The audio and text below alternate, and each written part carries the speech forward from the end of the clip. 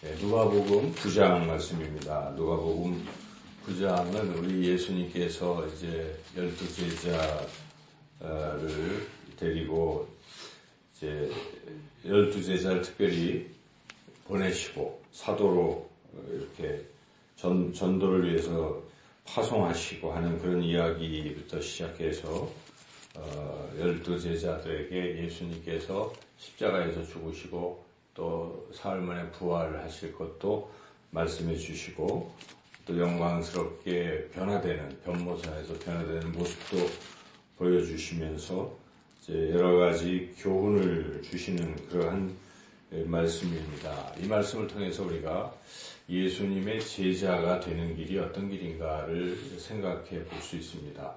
우리는 교회를 다닐 때 두 종류 혹은 또 세 종류로 나눌 수가 있는데 그냥 교회만 왔다 갔다 교회 마당만 밟는 그런 스타일의 사람들이 있어요. 또 두 번째는 교회에서 뭐 일을 또 할 수도 있고 이제 그렇게 하긴 하지만 뭔가 이게 좀 별로 기쁘게 이렇게 하지 않고 그냥 마지못해 습관적으로 하는 그런 부류의 사람들이 있습니다. 세 번째는 예수님의 제자들처럼 그렇게 제자의 길을 걷는 이런 부류의 사람들이 있습니다. 오늘 이 말씀은 예수님의 제자의 길을 걷는 그 사람들에 대한 그런 말씀입니다. 그래서 우리가 어떤 신앙의 삶을 살 것인가, 그냥 단순히 이렇게 무늬만 겉모습만 그리스도인이다, 교인이다 하는 이런 모습으로 살 것인지 진정으로 예수님을 따르는 그런 제자로 살아갈지 우리가 결단해야 합니다. 여기 중간에 우리 예수님께서 말씀하신 것처럼 제자의 이 길은 영광의 그런 길입니다. 그래서 우리가 이 땅에서는 비록 고난을 받고 어렵고 힘든 일이 있을 수 있지만 우리가 주님을 진정으로 따라가는 참된 제자의 삶을 살아간다면 하나님께서 기뻐하시고 우리를 기쁘게 맞아 주실 것입니다. 그래서 우리가 참된 제자의 그런 삶을 살아야 할 텐데 어떤 것이 참된 제자의 삶인가, 오늘 본문에 참 많이 다양하게 나와 있는데 그 내용들을 이제 살펴보겠습니다. 첫 번째는 전도하는 사람입니다. 1절에서 6절까지 우리 예수님께서 12명에게 너희들이 가서 하나님의 나라를 전파하라 이렇게 보내셨지요. 그래서 전파하는 것, 여기에 하나님의 나라를 전파하는 것, 복음을 전하는 것은 우리 제자의 가장 중요한 모습 중에 하나일 것입니다. 여기 우리가 본문을 한번 읽어볼까요? 2절 한번 읽어보겠습니다.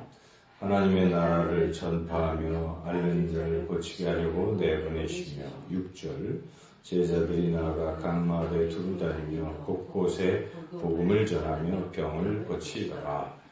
복음을 전파하고 병을 고치는 것인데 병을 고치는 것을 오늘날로 이렇게 맞게 생각해 본다면 결국 다른 사람들을 사랑으로 섬기고 하는 그런 것이 이웃사랑이겠죠. 그래서 결국 참된 제자는 예수 그리스도의 십자가의 복음을 전하는 사람이고 그리고 또 그들에게 사랑을 실천하는 그런 사람이다.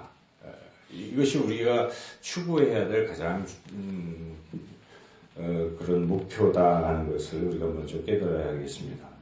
그리고 이 제자의 길을 걷는 것은 결코 쉬운 길이 아니다 하는 것입니다. 그래서 이 누가는 그것에 이어서 7절에서 9절까지 이 당시 세례 요한이 순교한 이야기를 위해서 이야기하고 있습니다. 그래서 세례 요한은 헤롯 왕의 그 잘못, 헤롯 왕이 자기 동생의 아내를 취해서 헤로디아를 취하고 하는 이런 부분에 대해서 잘못했음을 지적하다가 목베어 죽임을 당했죠.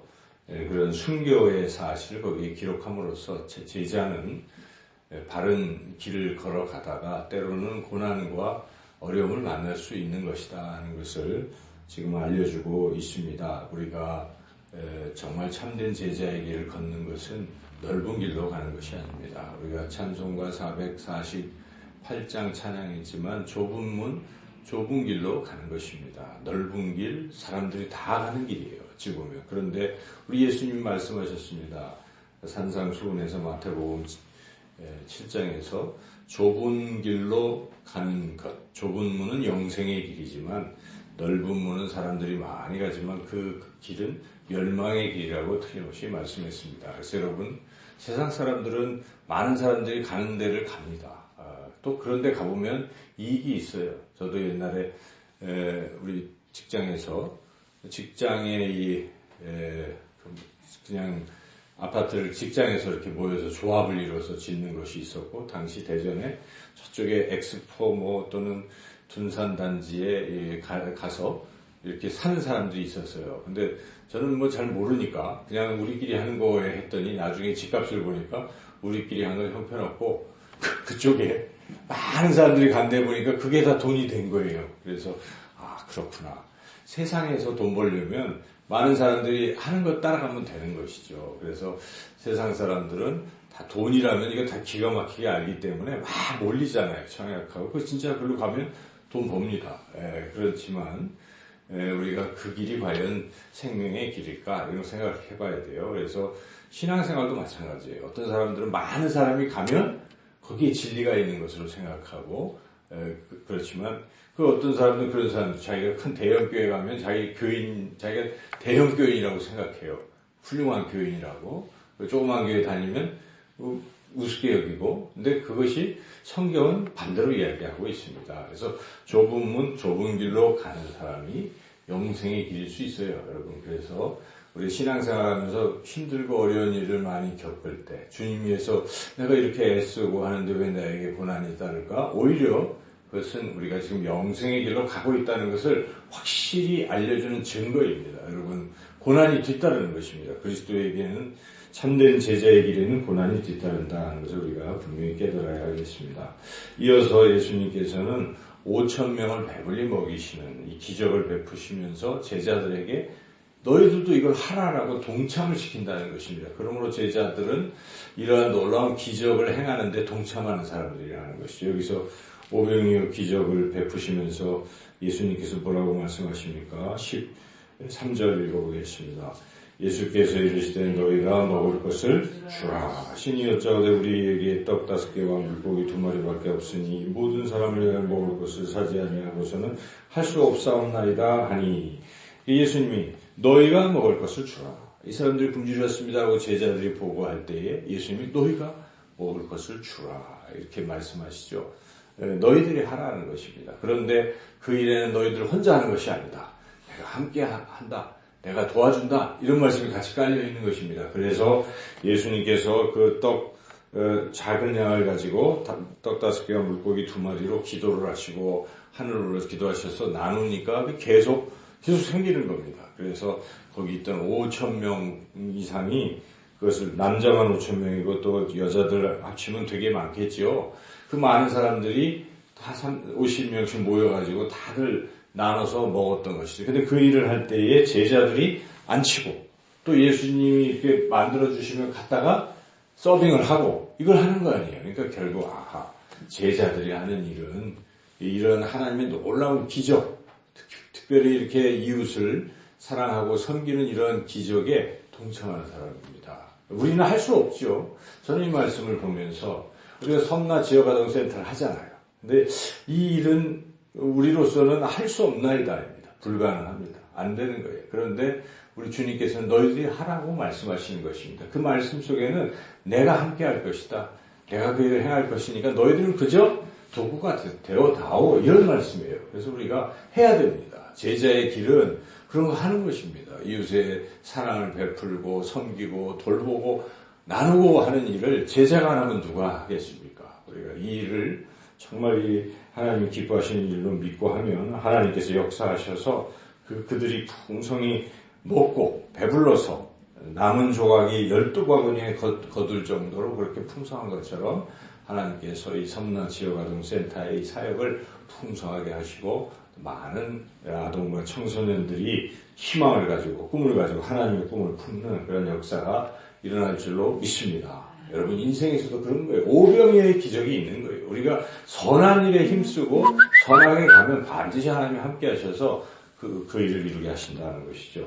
이제 또 중요한 것이 있습니다. 제자는 어떤 길을 걸어야 되는 것이 가장 중요한 일일 수도 있는데 예수님이 누구신지 알아야 됩니다. 우리가 따라가는 분이 예수님인데 예수님이 누구신지도 모르고 그냥 따라간다면 이게 앞뒤가 안 맞잖아요. 이분은 어떤 분이신가? 그래서 예수님께서 내가 누구인지를 분명히 알려주시는 거죠. 그래서 너희는 나를 누구로 하느냐 하고 물어보십니다. 20절 읽어보겠습니다.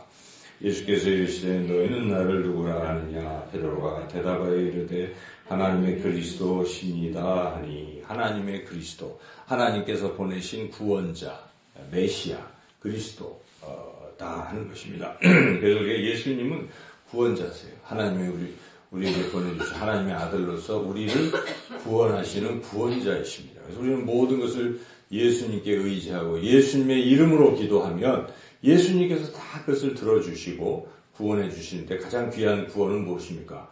우리를 죽음에서 죄에서 사탄의 권세에서 구원하셔서 우리에게 영원한 생명을 주시는 것입니다. 그리고 또한 이 땅에 살아갈 때도 양으로 생명을 얻게 하고 더 풍성케 하시는 목자 되신 예수님이십니다. 그래서 예수님은 우리가 필요한 것을 우리가 구할 때에 채워주시는 그러한 분이시다. 여러분 그러한 예수님을 확실히 이렇게 믿고 나가시기를 축원합니다. 이렇게 이러한 확신을 가지라는 것이고 그런데 그 예수님이 하시는 사역 중에 핵심적인 사역은 십자가와 부활이라는 것입니다. 이런 고백을 들으신 후에 예수님께서 무엇이라고 그들에게 말씀하십니까? 22절 읽어보겠습니다. 이르시되 인자가 많은 고난을 받고 장로들과 대제사장들과 서기관들에게 버림받아 죽임을 당하고 제3일에 살아나야 하리라. 십자가와 부활을 말씀하시는 예수님은 우리를 위해서 우리 죄를 대신해서 십자가에서 죽으시고 그리고 죽음으로 끝나는 것이 아니라 사흘 만에 죽음을 이기시고 다시 부활하셔서 우리가 다시 살아나게 하시는 그러한 분이시다는 것이죠. 그러므로 우리는 이 예수님을 확실하게 바르게 잘 알고 또 그리고 알고 나서 또 중요한 것은 예수님을 따라가는 것이죠. 그래서 오늘 9장의 가장 핵심 절은 24절이라 말할 수 있겠습니다. 24절을 읽어보겠습니다. 누구든지 제 목숨을 23절 죄송합니다.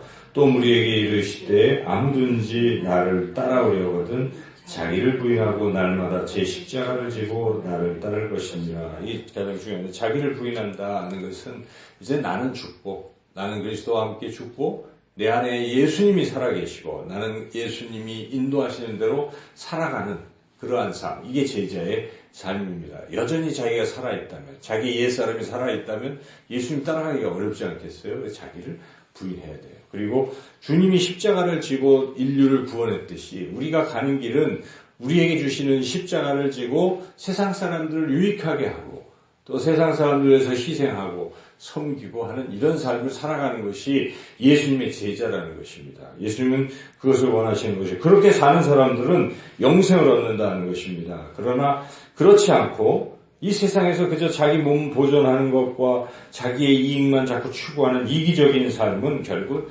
세상에서는 잘 살 수 있겠지만 하나님 나라에서의 목숨은 잃게 될 것이다 라고 말씀을 24절 25절 읽어보겠습니다. 누구든지 제 목숨을 구원하고자 하면 잃을 것이요 누구든지 나를 위하여 제 목숨을 잃으면 구원하리라. 사람이 만약 온 천하를 얻고도 자기를 잃든지 빼앗기든지 하면 무엇이 유익하리요. 이 세상에서는 생명을 빼앗기고 손해보고 힘들고 어려울지라도 하나님 나라에서는 영원한 생명이 보장이 된다는 것입니다. 그러나 반대의 삶을 사는 사람은 그것을 잃게 될 것이라고 예수님 분명히 경고하십니다. 그래서 우리가 이 땅에서는 힘들고 어려워도 하늘에 상급과 소망이 있음을 알고 우리가 힘들어도 묵묵히 자기를 부인하고 자기 십자가를 지고 예수님을 따라가시는 저와 여러분이 다 되시기를 주님의 이름으로 축원합니다.